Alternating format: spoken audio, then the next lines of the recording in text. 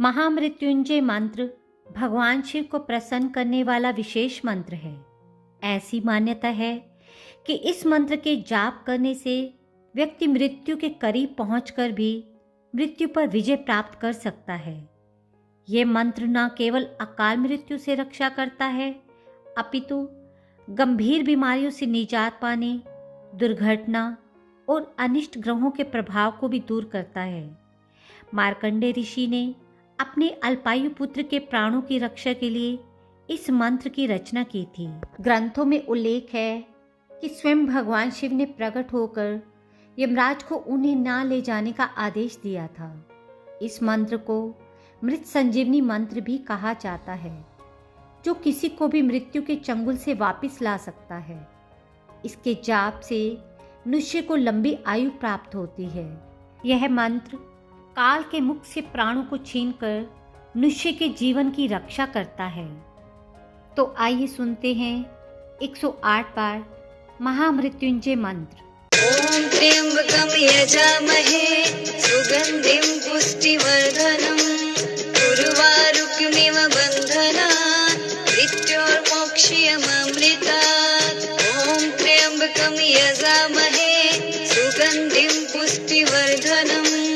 उर्वारुकमिव बन्धनात् मृत्योर्मोक्ष्यममृतात्। ओम त्र्यंबकं यजामहे सुगंधिं पुष्टिवर्धनम् उर्वारुकमिव बन्धनात् मृत्योर्मोक्ष्यममृतात्। ओम त्र्यंबकं यजामहे सुगंधिं पुष्टिवर्धनम् उर्वारुकमिव बन्धनात् मृत्योर्मोक्ष्यममृतात्। ओम त्र्यंबकं यजामहे सुगंधिं पुष्टिवर्धनम् उर्वारुकमिव बन्धनात् मृत्योर्मोक्ष्यममृतात्। ओम त्र्यंबकं यजामहे सुगंधिं पुष्टिवर्धनम् उर्वारुकमिव बन्धनात् मृत्योर्मोक्ष्यममृतात्। ओम त्र्यंबकं यजामहे सुगंधिं पुष्टिवर्धनम् उर्वारुकमिव बन्धनात् मृत्योर्मोक्ष्यममृतात्। ओम त्र्यंबकं यजामहे सुगंधिं पुष्टिवर्धनम् उर्वारुकमिव बन्धनात् मृत्योर्मोक्ष्यममृतात्। ओम त्र्यंबकं यजामहे सुगंधिं पुष्टिवर्धनम् उर्वारुकमिव बन्धनात् मृत्योर्मोक्ष्यममृतात्। ओम त्र्यंबकं यजामहे सुगंधिं पुष्टिवर्धनम् उर्वारुकमिव बन्धनात् मृत्योर्मोक्ष्यममृतात्। ओम त्र्यंबकं यजामहे सुगंधिं पुष्टिवर्धनम् उर्वारुकमिव बन्धनात् मृत्योर्मोक्ष्यममृतात्। ओम त्र्यंबकं यजामहे सुगंधिं पुष्टिवर्धनम् उर्वारुकमिव बन्धनात् मृत्योर्मोक्ष्यममृतात्। ओम त्र्यंबकं यजामहे सुगंधिं पुष्टिवर्धनम् उर्वारुकमिव बन्धनात् मृत्योर्मोक्ष्यममृतात्। ओम त्र्यंबकं यजामहे सुगंधिं पुष्टिवर्धनम् उर्वारुकमिव बन्धनात् मृत्योर्मोक्ष्यममृतात्। ओम त्र्यंबकं यजामहे सुगंधिं पुष्टिवर्धनम् उर्वारुकमिव बन्धनात् मृत्योर्मोक्ष्यममृतात्। ओम त्र्यंबकं यजामहे सुगंधिं पुष्टिवर्धनम् उर्वारुकमिव बन्धनात् मृत्योर्मोक्ष्यममृतात्। ओम त्र्यंबकं यजामहे सुगंधिं पुष्टिवर्धनम् उर्वारुकमिव बन्धनात् मृत्योर्मोक्ष्यममृतात्। ओम त्र्यंबकं यजामहे सुगंधिं पुष्टिवर्धनम्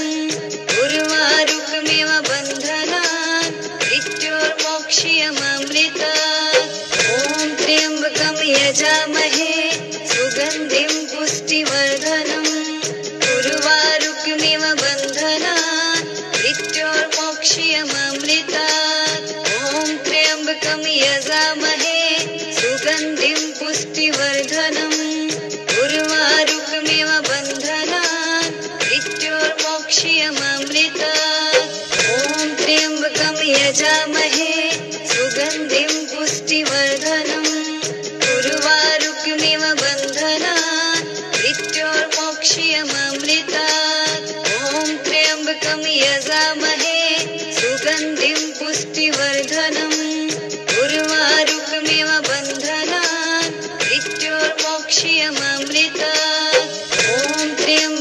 यजामहे सुगन्धिं पुष्टिवर्धनम् उर्वारुकमिव बन्धनान् मृत्योर्मोक्ष्यममृतात् ॐ त्र्यम्बकं यजामहे सुगन्धिं पुष्टिवर्धनम् उर्वारुकमिव बन्धनान् मृत्योर्मोक्ष्यममृतात् ॐ त्र्यम्बकं यजामहे सुगन्धिं पुष्टिवर्धनम् उर्वारुकमिव बन्धनान् मृत्योर्मोक्ष्यममृतात् ॐ त्र्यम्बकं यजामहे सुगन्धिं पुष्टिवर्धनम् उर्वारुकमिव बन्धनान् मृत्योर्मोक्ष्यममृतात् ॐ त्र्यम्बकं यजामहे सुगन्धिं पुष्टिवर्धनम् उर्वारुकमिव बन्धनान् मृत्योर्मोक्ष्यममृतात् ॐ त्र्यम्बकं यजामहे सुगन्धिं पुष्टिवर्धनम् उर्वारुकमिव बन्धनान् मृत्योर्मोक्ष्यममृतात् ॐ त्र्यम्बकं यजामहे सुगन्धिं पुष्टिवर्धनम् उर्वारुकमिव बन्धनान् मृत्योर्मोक्ष्यममृतात् ॐ त्र्यम्बकं यजामहे सुगन्धिं पुष्टिवर्धनम् उर्वारुकमिव बन्धनान् मृत्योर्मोक्ष्यममृतात् ॐ त्र्यम्बकं यजामहे सुगन्धिं पुष्टिवर्धनम् उर्वारुकमिव बन्धनान् मृत्योर्मोक्ष्यममृतात् ॐ त्र्यम्बकं यजामहे सुगन्धिं पुष्टिवर्धनम् उर्वारुकमिव बन्धनान् मृत्योर्मोक्ष्यममृतात् ॐ त्र्यम्बकं यजामहे सुगन्धिं पुष्टिवर्धनम् उर्वारुकमिव बन्धनान् मृत्योर्मोक्ष्यममृतात् ॐ त्र्यम्बकं यजामहे सुगन्धिं पुष्टिवर्धनम् उर्वारुकमिव बन्धनान् मृत्योर्मोक्ष्यममृतात् ॐ त्र्यम्बकं यजामहे सुगन्धिं पुष्टिवर्धनम् उर्वारुकमिव बन्धनान् मृत्योर्मोक्ष्यममृतात् ॐ त्र्यम्बकं यजामहे सुगन्धिं पुष्टिवर्धनम् उर्वारुकमिव बन्धनान् मृत्योर्मोक्ष्यममृतात् ॐ त्र्यम्बकं यजामहे सुगन्धिं पुष्टिवर्धनम् उर्वारुकमिव बन्धनान् मृत्योर्मोक्ष्यममृतात् ॐ त्र्यम्बकं यजामहे सुगन्धिं पुष्टिवर्धनम् उर्वारुकमिव बन्धनान् मृत्योर्मोक्ष्यममृतात् ॐ त्र्यम्बकं यजामहे सुगन्धिं पुष्टिवर्धनम् उर्वारुकमिव बन्धनान् मृत्योर्मोक्ष्यममृतात् ॐ त्र्यम्बकं यजामहे सुगन्धिं पुष्टिवर्धनम् उर्वारुकमिव बन्धनान् मृत्योर्मोक्ष्यममृतात् ॐ त्र्यम्बकं यजामहे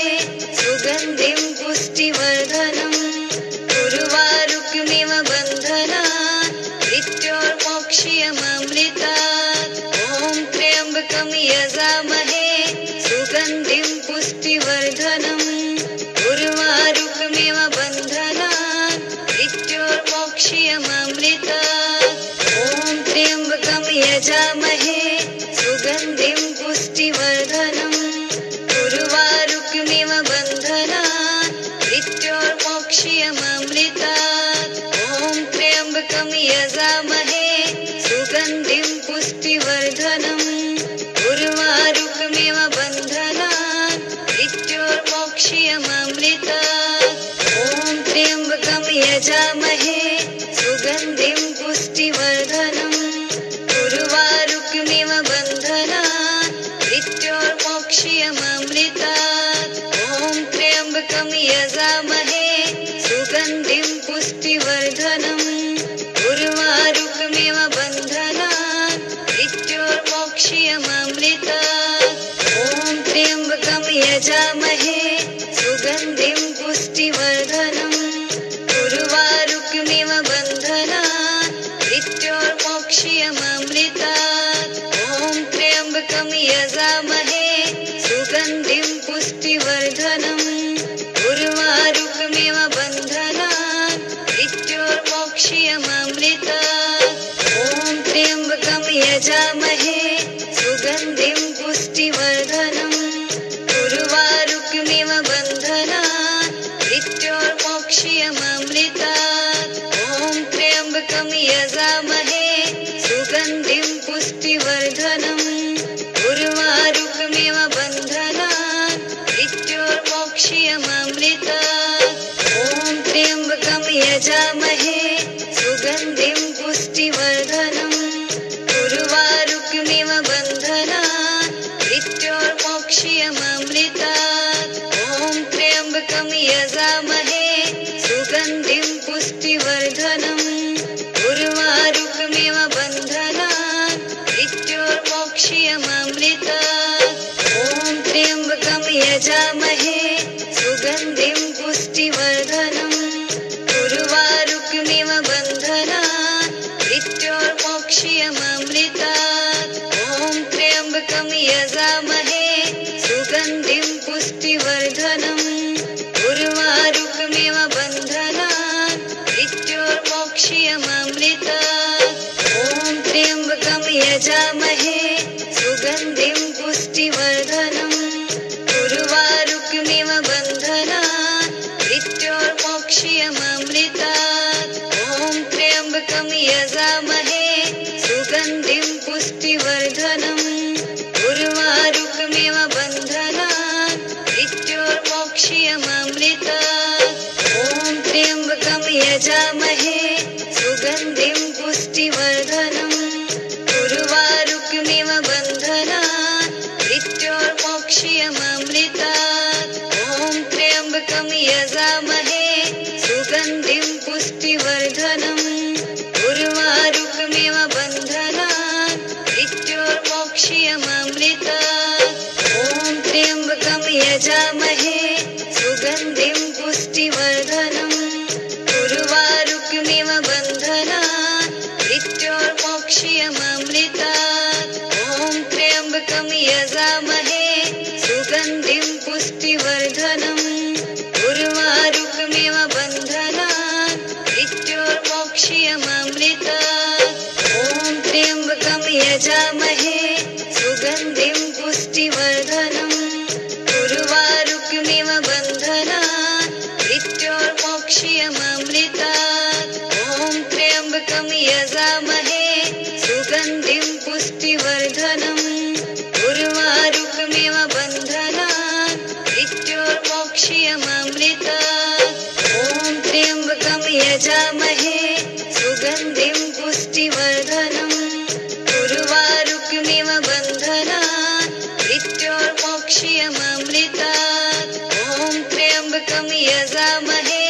सुगन्धिं पुष्टिवर्धनम्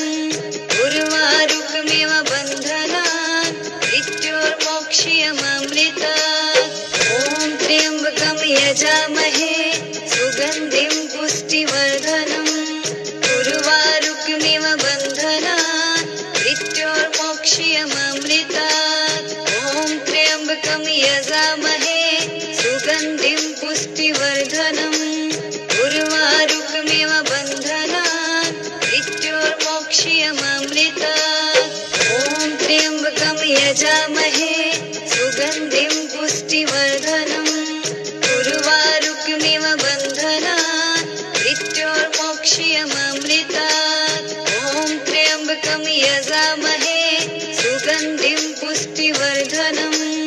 उर्वारुकमिव बन्धनात् मृत्योर्मोक्ष्यममृतात् ॐ त्र्यम्बकं यजामहे सुगन्धिं पुष्टिवर्धनम् उर्वारुकमिव बन्धनात्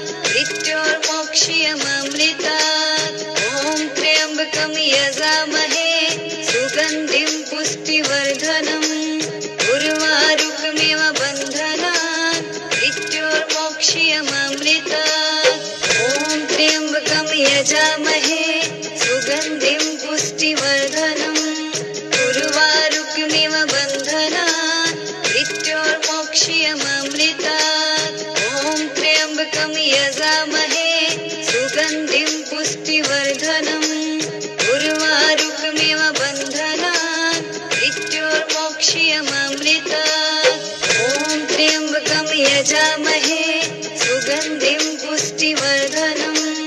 उर्वारुकमिव बन्धनान् मृत्योर्मोक्ष्यममृतात् ॐ त्र्यम्बकं यजामहे सुगन्धिं पुष्टिवर्धनम् उर्वारुकमिव बन्धनान् मृत्योर्मोक्ष्यममृतात् ॐ त्र्यम्बकं यजामहे सुगन्धिं पुष्टिवर्धनम् उर्वारुकमिव बन्धनान् मृत्योर्मोक्ष्यममृतात् ॐ त्र्यम्बकं यजामहे सुगन्धिं पुष्टिवर्धनम् उर्वारुकमिव बन्धनान् मृत्योर्मोक्ष्यममृतात् ॐ त्र्यम्बकं यजामहे सुगन्धिं पुष्टिवर्धनम् उर्वारुकमिव बन्धनान् मृत्योर्मोक्ष्यममृतात् ॐ त्र्यम्बकं यजामहे सुगन्धिं पुष्टिवर्धनम् उर्वारुकमिव बन्धनान् मृत्योर्मोक्ष्यममृतात् ॐ त्र्यम्बकं यजामहे सुगन्धिं पुष्टिवर्धनम् उर्वारुकमिव बन्धनान् मृत्योर्मोक्ष्यममृतात् ॐ त्र्यम्बकं यजामहे सुगन्धिं पुष्टिवर्धनम् उर्वारुकमिव बन्धनान् मृत्योर्मोक्ष्यममृतात् ॐ त्र्यम्बकं यजामहे सुगन्धिं पुष्टिवर्धनम् उर्वारुकमिव बन्धनान् मृत्योर्मोक्ष्यममृतात् ॐ त्र्यम्बकं यजामहे सुगन्धिं पुष्टिवर्धनम् उर्वारुकमिव बन्धनान् मृत्योर्मोक्ष्यममृतात् ॐ त्र्यम्बकं यजामहे सुगन्धिं पुष्टिवर्धनम् उर्वारुकमिव बन्धनान् मृत्योर्मोक्ष्यममृतात् ॐ त्र्यम्बकं यजामहे सुगन्धिं पुष्टिवर्धनम् उर्वारुकमिव बन्धनान् मृत्योर्मोक्ष्यममृतात् ॐ त्र्यम्बकं यजामहे सुगन्धिं पुष्टिवर्धनम्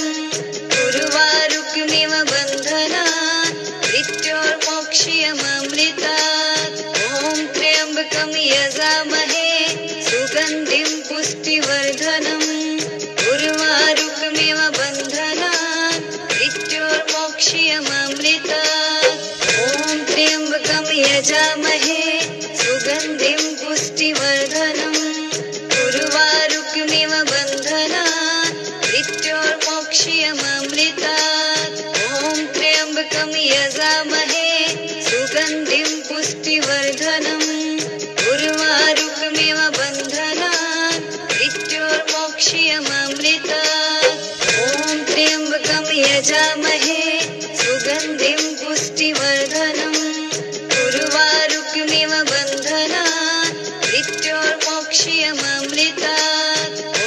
त्र्यम्बकं यजामहे सुगन्धिं पुष्टिवर्धनम् उर्वारुकमिव बन्धनान् मृत्योर्मोक्ष्यममृतात् ॐ त्र्यम्बकं यजामहे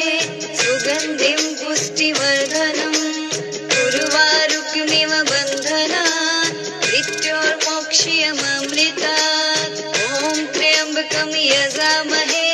सुगन्धिं पुष्टिवर्धनम् उर्वारुकमिव बन्धनान् मृत्योर्मोक्ष्यममृतात् ॐ त्र्यम्बकं यजामहे सुगन्धिं पुष्टिवर्धनम् उर्वारुकमिव बन्धनान् मृत्योर्मोक्ष्यममृतात् ॐ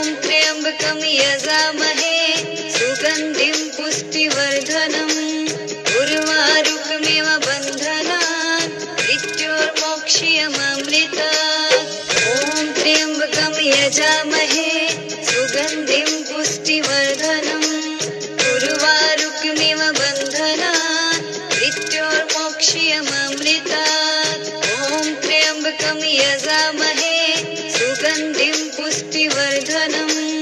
उर्वारुकमिव बन्धनात् मृत्योर्मोक्ष्यममृतात् ॐ त्र्यम्बकं यजामहे सुगन्धिं पुष्टिवर्धनम् उर्वारुकमिव बन्धनात् मृत्योर्मोक्ष्यममृतात् ॐ त्र्यम्बकं यजामहे सुगन्धिं पुष्टिवर्धनम् उर्वारुकमिव बन्धनात् मृत्योर्मोक्ष्यममृतात् ॐ त्र्यम्बकं यजामहे सुगन्धिं पुष्टिवर्धनम् उर्वारुकमिव बन्धनात् मृत्योर्मोक्ष्यममृतात् ॐ त्र्यम्बकं यजामहे सुगन्धिं पुष्टिवर्धनम् उर्वारुकमिव बन्धनात् मृत्योर्मोक्ष्यममृतात् ॐ त्र्यम्बकं यजामहे सुगन्धिं पुष्टिवर्धनम् उर्वारुकमिव बन्धनात् मृत्योर्मोक्ष्यममृतात् ॐ त्र्यम्बकं यजामहे सुगन्धिं पुष्टिवर्धनम्